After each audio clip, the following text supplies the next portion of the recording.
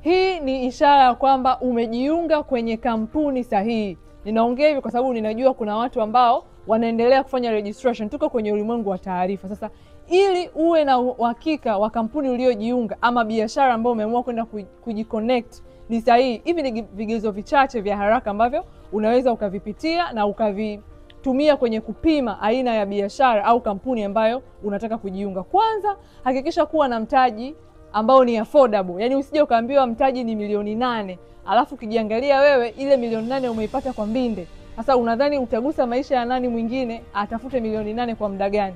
Huo ni mfano.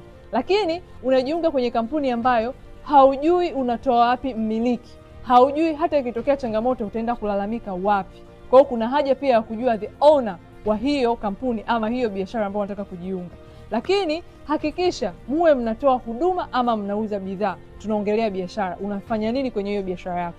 Lakini kikubwa na cha msingi, hakikisha unajua nguvu ambayo unainvest ina uwezo wa kurudi kwa kipindi fulani. Kwa sababu kuna mtu anakuambia endelea kufanya, share, post, unarudisha lini kile ambacho umekipanda. Inabidi pia uwe na time frame. Kama mfanya biashara, lazima uwe na utaratibu wa kucalculate muda pamoja na pesa ambayo unaiweka. Kama imekusaidia, basi unaweza ukasave ama ukashare na mtu fulani. Huyu ni Margaret Magnetic kwa ajili yako.